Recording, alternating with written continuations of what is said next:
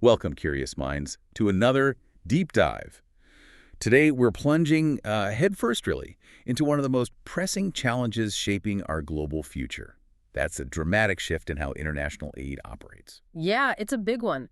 We've been seeing this significant, undeniable decline in what's called official development assistance ODA. It's happening across the globe. Right. And you might see headlines about, say, deep U.S. aid cuts and think that's the whole story.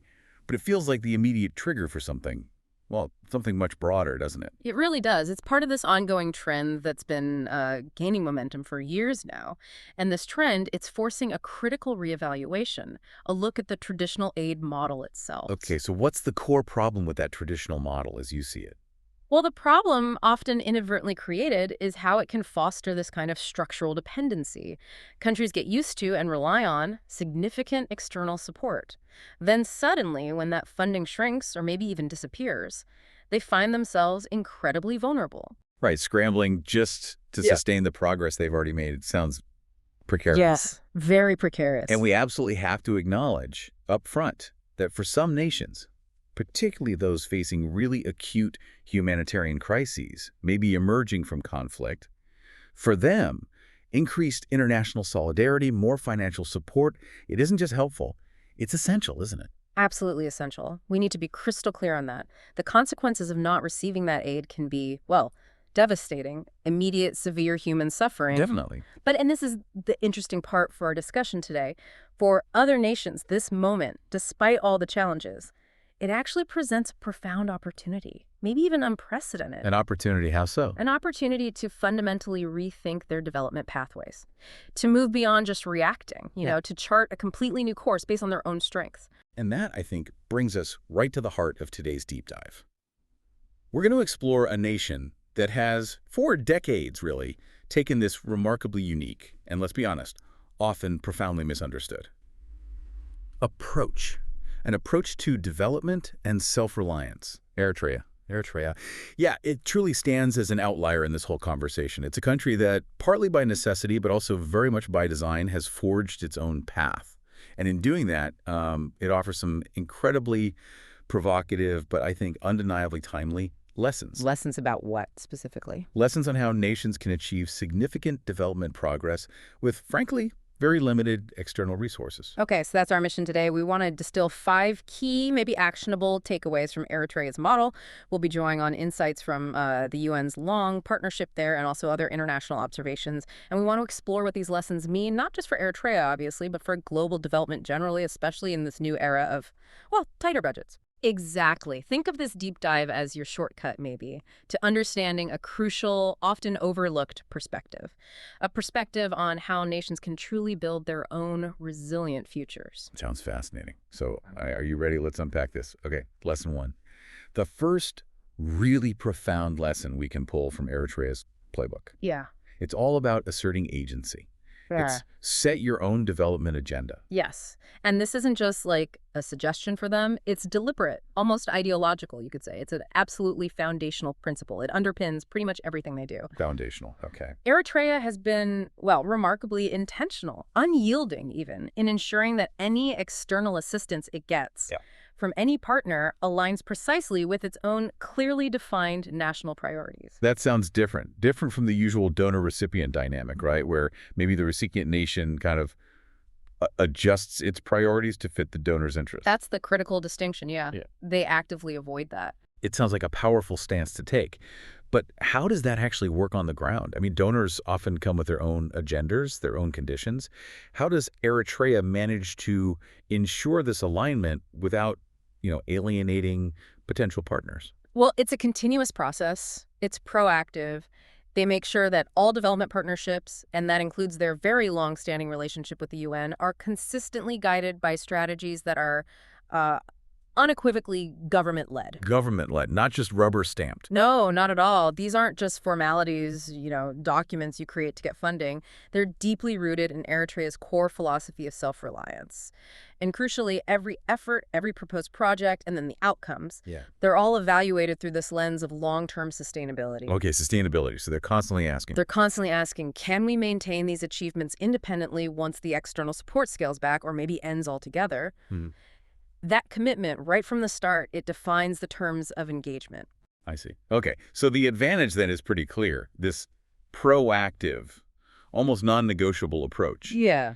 It lets Eritrea keep much greater control over its own development path. It helps them avoid that common trap, that pitfall, where countries are always reacting to shifting donor priorities, right? Exactly. We've seen it so many times, haven't we? Yeah. A new donor comes in, they have their own pet project, maybe focused on one specific sector or particular region, and then suddenly the national focus gets fragmented, or projects aren't truly sustainable because they weren't really homegrown, not integrated into a bigger national plan. That makes sense. So without that strong national leadership setting the agenda first, countries can end up with this, like, fragmented patchwork of projects.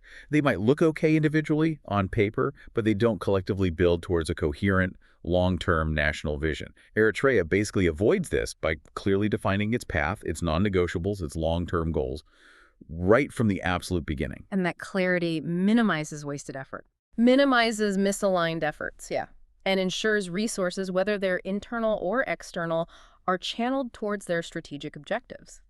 Now, we need to clarify something here, because the term self-reliance, it can sometimes be misinterpreted, can't it? Yeah. Especially in international circles. Some people might hear it and think isolation or like a closed-off approach, but that's not really what Eritrea's model is about, is it? No, not at all. And that's a really, really important nuance to get. Self-reliance for Eritrea explicitly does not mean isolation. Quite the opposite, actually. The country actively maintains a diverse set of international partners. Okay. It's not about cutting ties or rejecting collaboration. It's profoundly about strategically defining the terms of engagement on its own terms. So using external support as a catalyst for their agenda, not letting the support become the agenda. Precisely. That's the core difference. It shifts the power dynamic. That's a powerful distinction. Can you give us some specific examples? Who are these diverse partners they work with besides the UN? Sure. Their partners are quite varied, actually. They include significant players from different continents: Italy, China, the UK, Japan, for example. This broad international engagement really underlines that their self-reliance is about strategic collaboration, diversifying relationships, not retreating from the world. Okay. And the UN, as you mentioned, has been there a long time. What kind of support are they providing right now within this Eritrean-led framework? Well, today, the UN supports efforts in several key foundational areas. Things like developing solar energy infrastructure. Renewable energy. Yeah. Yeah. Also enhancing education, critical health initiatives, bolstering food security, and strengthening climate resilience. Foundational stuff. And the defining characteristic is? The defining characteristic, and this is vital to grasp, is that the UN partnership strictly follows a specific cooperation framework. In this framework explicitly reflects Eritrea's own established development priorities, their chosen ways of solving problems, and critically, their national leadership in designing and implementing programs. So foreign aid serves their national goals, not the other way around. Exactly. It ensures aid genuinely serves Eritrea, rather than Eritrea adapting itself to serve the aid providers. It fundamentally flips the script on traditional aid. That really is a profound difference, operationally and philosophically. Yeah. So for you listening, this first principle from Eritrea, it deeply challenges that conventional donor-recipient dynamic. It suggests that real partnership, the kind that leads to lasting progress and true national ownership, well, it actually starts with the recipient nation setting the terms. Based on their unique context, their distinct needs, their long-term vision. Yeah. It's a powerful assertion of national agency, and it really sets the stage for everything else they do. Okay, let's move to the second big lesson from Eritrea's strategy. Look inward, strengthen domestic resources. This one really highlights a pretty radical pivot they made nearly 20 years ago, a decision that completely flew in the face of conventional wisdom back then. It really did. It was a moment that caused a lot of skepticism, widespread skepticism. Back in 2005, Eritrea made this incredibly bold and widely scrutinized move. They ended USAID operations in the country. USAID, that's the big U.S. agency for international development, a huge source of foreign aid globally. So ending that relationship was significant. Hugely significant. And it immediately prompted questions. Many international observers, papers like the Financial Times, were openly asking, could Eritrea possibly sustain any real progress without that kind of substantial foreign aid? The assumption was they couldn't. The prevailing view was, it was almost impossible, an incredibly risky, maybe even foolish move. Okay, so fast forward nearly 2 decades. What was the outcome of that audacious decision? Did the predictions of collapse come true? Not even close. Nearly 2 decades later, Eritrea hasn't just shown remarkable resilience. They've actually continued to make tangible progress across key development indicators. Wow. Okay. How did they manage that without that big chunk of aid? They did it by heavily relying on what we call domestic resource mobilization. Domestic resource mobilization. Sounds technical, but what does it mean practically? It means a fundamental shift, tapping into their own internal economic strength, their own collective will to fund their development, rather than depending on external handouts or, unpredictable foreign assistance. It was a complete reorientation inwards. A massive pivot. So what were the key drivers? How did they replace that US aid funding stream? Where did the internal money come from?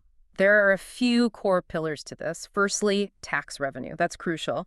It shows not just their internal financial capacity, but also the government's ability to effectively collect and manage its own funds. That's a cornerstone of sovereignty, right? Yeah. Self-sufficiency. Makes sense. What else? Secondly, remittances play an absolutely significant role. Huge. Remittances. So money sent home by Eritreans living abroad. Exactly. These are the financial contributions sent home by the large Eritrean diaspora. And it isn't just money flowing in. It represents a direct, often very personal, investment by citizens abroad in their home country's development. It's a powerful act of collective support. So it's not just the government relying on its tax base, but the people themselves, even those outside the country, directly contributing. That shows a deep connection. A very deep connection and commitment, yes. It highlights a unique bond. And thirdly, there are strategic public sector investments. Okay, what does that involve? It means the government deliberately allocating its own national funds into what they identify as critical foundational sectors, putting their money where their most fundamental needs are, prioritizing. So what were these specific areas? Where did they focus these domestically generated resources to get that resilience and progress? The focus was consistently on the basics, the foundations that directly impact people's lives and the nation's long-term future. They prioritize agriculture, absolutely vital for food security and livelihoods, especially in a region prone to climate shocks. Right. Critical. Then there's health, improving quality of life, productivity through strong public health systems, and crucially, renewable energy, specifically solar power. Building long-term sustainability, reducing dependence on volatile global energy markets. It fits their whole vision of energy independence. So this domestic model, it's really emphasizing fulfilling basic needs first, setting up strong social protection and ensuring sustainability from within, building from the ground up, it seems. Precisely. With their own resources and their own vision. This lesson, it really illustrates a practical pathway, though definitely a challenging one, to reducing reliance on external aid. It's about fostering internal economic strength, disciplined resource management, focusing on what you can control, what you can generate internally, and leveraging that strategically. Instead of being at the mercy of, say, fluctuating donor moods or global financial crises. Exactly. It showcases a profound shift in mindset from dependency to, well, trying for true self-sufficiency. It's difficult, no doubt, but they've shown it's achievable. Which brings us neatly to our third crucial lesson from Eritrea's journey. Investing in people first. This really resonates, doesn't it? The idea that the real wealth, the real potential of any nation is its human capital. It absolutely does. And Eritrea has consistently, with remarkable dedication actually, put a strong emphasis on providing basic services and establishing comprehensive social protection for its people. This isn't just, talk or policy documents. It's reflected in tangible progress, real strides across key sectors that directly affect ordinary people's lives. Okay, can you give us some examples? What are these tangible strides that show this people-first commitment? Well, we've seen significant advances in education, both expanding access, even getting schools into remote areas, and improving the overall quality. In healthcare, Eritrea has made some really noteworthy, frankly surprising improvements. Surprising how? So much so that it was actually one of the very few countries globally to meet its Millennium Development Goal health targets, the MDGs. Wow, the MDGs. Those are the big UN goals set back in 2000, right? Yeah. For poverty, health, education by 2015. That's right. And for Eritrea to hit those health targets, especially doing it largely without significant external aid, that's truly remarkable. It speaks volumes. Definitely. What else? And then there's food security. They've made dedicated, often community-led efforts to ensure an adequate, stable food supply for the population. Meeting those MDG health targets is incredible given the self-reliance model. Are there any specific maybe innovative examples of how they achieve this in healthcare, something that really stands out? Yes, there is a particularly unique and apparently highly effective initiative that really exemplifies their approach, the Barefoot Doctors Program. Barefoot doctors. That's such a powerful image. What is that exactly? It's this innovative approach where they rigorously train and then deploy community health workers directly into remote and hard-to-reach areas of the country. Now, these aren't fully qualified doctors in the Western sense, perhaps, but they are highly capable, locally trusted health providers, trained for specific essential tasks. Okay, community health workers, embedded locally. What's the practical impact of a program like that? So especially in a country with, I imagine, some challenging geography. The impact is profound. These barefoot doctors, they deliver essential medical services right there in the community. Everything from basic diagnosis, treating common illnesses like malaria, providing vaccinations, doing prenatal checkups, offering health education. They bridge the gap, But essentially. they absolutely bridge the gap between centralized clinics and dispersed rural populations. It dramatically improves healthcare access for communities that would otherwise be completely underserved, maybe hours or days away from help. They live there, they build trust, they become the front line of public health, bringing services to the people instead of expecting people to make impossible journeys for services. That sounds incredibly effective Yeah. and very localized. Yeah. Beyond those direct services, what about broader societal investments? Particularly thinking about gender equality. Women's rights, often a key indicator of human development. That's a critical point. And Eritrea's commitment to women's rights and equality is actually deeply embedded in its history, in its national story. It has strong historical roots in the significant, often heroic role women played during Eritrea's decades-long liberation struggle for independence. Ah, right. They were fighters too, weren't they? Absolutely. On the front lines, literally and figuratively, fighting alongside men, proving their equal capability and commitment. That experience forged a certain perspective. So that history directly informs current policy. It's not just an idea imported from outside. Exactly. This historical foundation is reflected in policies that are actively designed to expand both educational and economic opportunities specifically for women and girls. It's not just seen as fairness, it's understood as fundamental. Gender equity is recognized as a driver of national development. Empowering women empowers the whole society, unlocks huge potential. Makes sense. And what about public health more broadly at the community level? Beyond the barefoot doctors, other examples of this collective commitment. Well, on the public health front, Eritrea rolled out near-universal vaccination campaigns. These have been highly successful in curbing infectious diseases. It shows a very proactive, preventative approach, prioritize community well-being, not just treating individuals after they get sick. Right. And in areas like vital water conservation and soil preservation, we see extensive community-led efforts. Community-led how? These aren't just feel-good projects. They involve tangible, collective labor people working together, which has directly bolstered food security and environmental resilience.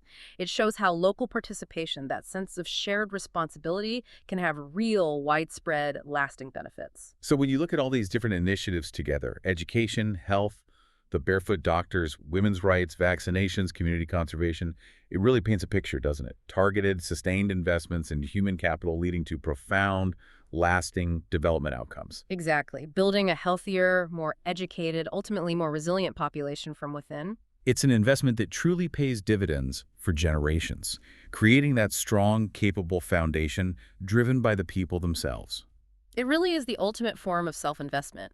And the returns are arguably far more significant and sustainable than any purely financial aid package could deliver. Okay, our fourth key lesson from Eritrea highlights the power of collective action. Make development a collective effort.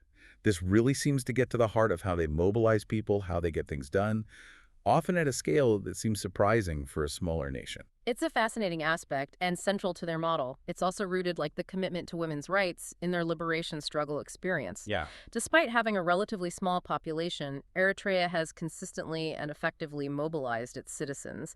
There's this deeply ingrained culture of civic responsibility, active participation. Is it mostly top-down directives or? Less about top-down commands, more about empowering communities to lead, to take ownership, to contribute directly to their own development goals. Okay, but how does that actually work in practice?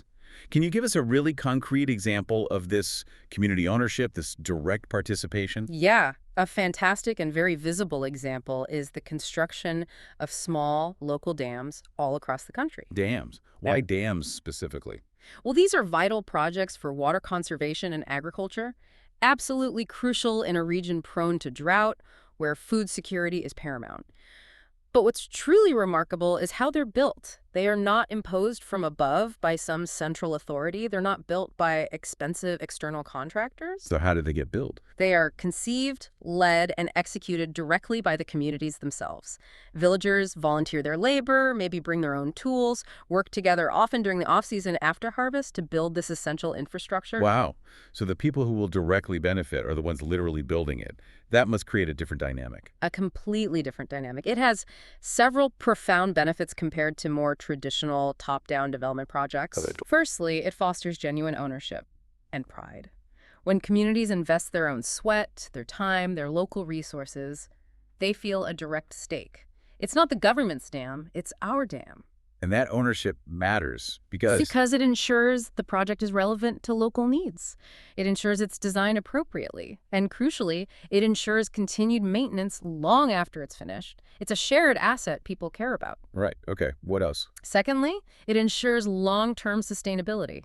Because the projects are designed, built, and managed by the people who benefit most, who have the local knowledge needed for effective upkeep, it enhances longevity and usefulness. And I have to imagine this direct community involvement dramatically impacts the cost and efficiency, right? Yeah, Especially compared to big, externally managed projects. absolutely. This approach keeps costs remarkably low. You're leveraging local, often voluntary, labor. You're using readily available local materials. It minimizes the need for expensive external contractors, imported stuff, complex supply chains. Waste. And because there's direct community oversight, everyone's invested in the outcome. It also minimizes waste, pilfering, inefficiencies. Every bit of effort, every resource is channeled efficiently because it's their collective project for their collective benefit. That sounds like a stark contrast to some development projects you hear about elsewhere. Yeah. Where huge sums disappear due to corruption or projects get built without real local buy-in and end up as like white elephants or just fall apart from neglect. And that brings in another critical factor. It's often understated, but hugely important here. Minimal corruption.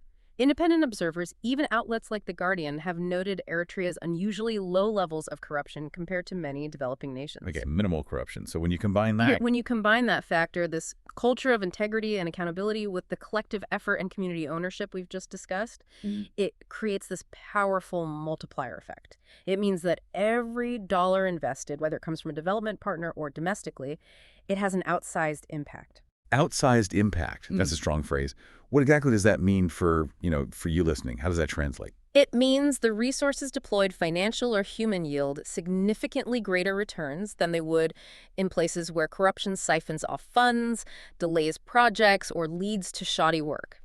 In Eritrea, the money and effort seem to go more directly, more efficiently to the intended purpose. It amplifies the results, maximizes the benefit for the community. So this lesson really highlights the power of grassroots participation plus accountability, making development truly effective, truly sustainable. Exactly. It's a powerful demonstration that collective action, when it's coupled with strong civic responsibility and integrity, well, it can be an incredibly powerful engine for progress. It proves that sometimes, maybe less money, but more honest, collective effort can actually achieve far more. Right. On to our fifth and final lesson from Eritrea's model. This one is about foresight, about securing the future. Think long-term, build resilience. In a world that feels increasingly unstable climate change, unpredictable global markets, this idea seems more vital than ever, doesn't it? For survival, for prosperity. It truly is. And Eritrea has consistently prioritized sustainability and long-term resilience across pretty much all its development work. This isn't just a reaction when a crisis hits. It seems deeply embedded in their national planning, their strategic outlook. It's a proactive stance, probably forged from their challenging history. So what are some of the key investments they've made that really show this deep focus on building long-term resilience? They've made really strategic, substantial investments in several critical areas. Solar power, for instance, that's a big one. Solar, why is that so key for resilience? Investing heavily in renewables like solar significantly reduces their reliance on imported fossil fuels. Fossil fuels are expensive, the prices are incredibly volatile globally. So moving to solar contributes directly to energy independence and economic stability. It's foundational. Okay. What else? Then there's the extensive dam construction we talked about earlier. Remember, those aren't just for immediate water needs. They are absolutely critical for comprehensive water management, supporting sustainable agriculture, and crucially, mitigating the devastating impacts of droughts. Which are getting worse with climate change. Right, exactly. Droughts are increasingly common and severe in the region, so these dams are buffers against that. And finally, significant nationwide efforts in soil conservation, essential for maintaining agricultural productivity, preventing desertification, ensuring long-term food security. These are all about building foundational strength. So all these investments, solar, dams, soil, they're directly aimed at making the country more self-sufficient, less vulnerable to external shocks, whether they're economic or environmental, more stable overall. Precisely. That's the overarching goal. Systematically reduce reliance on both imports and external aid. Build a more self-sufficient, intrinsically secure economy. It's about building that foundational strength, that autonomy that can withstand unforeseen challenges, unpredictable global shifts, rather than just constantly reacting to them. And has the UN been involved in supporting these specific resilience efforts? Or is this mainly an internal Eritrean push? Yes, the UN has definitely played a supporting role here, particularly through various climate adaptation programs. Can you give an example? Sure. There are programs that help Eritrean farmers adopt drought-resilient agricultural practices. This might involve introducing new crop varieties that need less water, or more efficient irrigation techniques, or improved land management practices. These programs basically equip farmers with the knowledge and tools to cope with changing climate patterns, helping ensure their livelihoods remain sustainable even as the environment gets tougher. So it's a partnership that aligns with and sort of bolsters Eritrea's own long-term vision. Exactly. It fits within their framework. You know, as financial constraints increasingly challenge global development everywhere, the importance of this kind of resilience building, you just can't overstate it. It really feels like Eritrea, maybe driven by necessity, is kind of ahead of the curve here. I think they absolutely are in many ways. These critical areas for resilience, climate adaptation, sustainable agriculture, energy independence, they're not just desirable anymore. They're becoming non-negotiable for nations looking to secure their future in a pretty turbulent world. Yeah. Eritrea's sustained, deliberate focus on these areas. It provides a compelling blueprint, maybe, for other nations trying to secure their future in this unpredictable global landscape. It emphasizes prevention, sustainable measures, over just reactive, short-term fixes. It's about building a robust foundation that can weather the storm, rather than constantly bailing water when the tide turns. Well put. It's a powerful lesson in strategic foresight. All right. So we've just explored 5 incredibly insightful lessons from Eritrea's unique development model. It paints a picture of a nation with remarkable resolve, a clear strategic vision for self-reliance. But, and this is important, as with any complex national strategy, especially when operating outside conventional norms, we have to acknowledge the complexities. Eritrea's model isn't without its challenges, its critiques. We need a balanced view to really get the whole picture right, not just the idealized version. Absolutely. That's crucial for critical thinking, for a holistic understanding. You have to look at the flip side, too. While Eritrea's self-reliance approach has, yes, yielded significant gains in certain areas, it's also marked by characteristics that make it quite different from many other nations, especially those with more open, market-driven economies. Like what, for example? Well, for instance, there are consistent observations about tight controls on political and economic life within Eritrea. This is a significant factor. It impacts how decisions get made, how resources are allocated, how projects are implemented. Power is quite centralized. This often means, compared to more pluralistic societies, there can be limitations on individual liberties or political opposition. Okay. And how do these tight controls, or this highly centralized system, how does that specifically impact the broader economy, particularly the private sector, which we often think of as a key engine for growth? Well, that's a key point. The private sector in Eritrea does remain notably underdeveloped. And this isn't just a minor detail. It has several significant consequences that limit key aspects of broader economic growth and dynamism. Gotcha. For example, a less dynamic private sector can genuinely hinder innovation. New ideas, entrepreneurial ventures, diverse solutions. They often bubble up from a competitive, flexible private landscape. This underdevelopment also reduces overall economic dynamism, that flexibility. It can make the economy less adaptable to change, less diverse in what it offers. And I'm guessing a less dynamic, more centralized private sector also directly affects job creation, especially for younger people looking for opportunities. It does, and this is a particularly critical point when you think about Eritrea's future. Job creation is paramount, especially for the country's growing youth population. Young people are seeking diverse, sustainable livelihoods. Without a really robust, expanding private sector, the opportunities for varied employment can be limited. Even with the public sector and collective efforts absorbing some labor. Right. Those efforts are significant, but a thriving private sector typically offers much broader, more diverse avenues for economic participation, for individual advancement. So while the current model has achieved some impressive gains through public and community efforts, there's clearly potential for further growth that maybe isn't being fully tapped yet. What might be needed to unlock that potential, to diversify the economic base more? Well, other factors, like fostering a more enabling, maybe more predictable policy environment, that could significantly help unlock the country's potential further. This is especially true when it comes to, say, fully mobilizing foreign investment beyond the strategic partnerships we discussed. Foreign investment. But isn't that counter to the self-reliance model? Not necessarily if it's done strategically. Such investment, if it's carefully managed, if it's aligned with Eritrea's own established national priorities and vision, it could bring in new capital, new technology, new expertise. The key is attracting the right kind of investment on their terms, ensuring it serves their national goals without fostering that dependency again. It's about strategic engagement, not just throwing the doors open wholesale. I see. So as Eritrea looks ahead, it seems like nurturing a broader, more inclusive economic base becomes pretty important.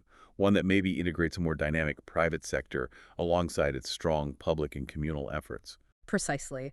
That kind of continuous evolution is essential. It's about translating the remarkable development gains they've already achieved into sustainable livelihoods, into diverse economic opportunities for all citizens. It's the ongoing challenge, really, the journey of any development model, even one as unique and, in some ways, effective as Eritrea's. You have to adapt, refine to ensure long-term equitable prosperity. Yeah. Development is never really done, is it? Never. It's always a process of adaptation and improvement. And this part of the discussion just underscores that even successful models have areas for growth. And that brings us towards the end of our deep dive today. What an incredibly thought-provoking journey. Illuminating, I think. Yeah. Through Eritrea's unique, often challenging, but yeah, undeniably effective approach in many areas. It really does highlight a critical global shift, something we all need to be paying attention to. The whole landscape of global aid is fundamentally changing. And as we've discussed, many governments worldwide are, frankly, struggling to adapt to shrinking donor funds, shifting priorities. And the central insight, the big takeaway maybe, from Eritrea's complex story is this. Progress, especially the kind that lasts, sustainable progress. It's fundamentally a local process. Yeah. While external support can catalyze change, and like we said, in some cases, it's absolutely vital for relief or initial recovery, truly sustainable development, it ultimately depends on strong, unwavering leadership from communities, from national systems. Leadership to define and lead their own pathways based on their own priorities. Yes, that's the essence of it. So in a world where financial constraints are fast becoming the new normal for international development, Eritrea's deeply embedded philosophy of self-reliance. It raises really important, maybe urgent questions for you listening, questions that go beyond the surface level. indeed, how can other governments across the globe sustain progress with fewer external resources? What might it actually look like for other nations facing similar pressures to embrace a similar level of maybe strategic self-determination?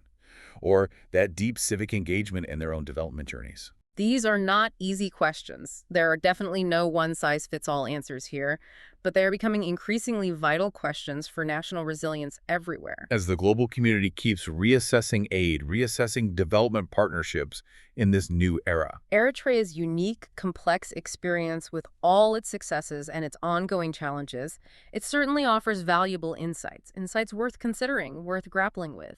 It forces us all to ask, what truly makes a nation resilient? What makes it self-sufficient in the long run? And we really encourage you to mull over these powerful ideas, explore them further, consider how they might apply or not apply to the challenges and opportunities you see in the world around you. Thank you for diving deep with us today.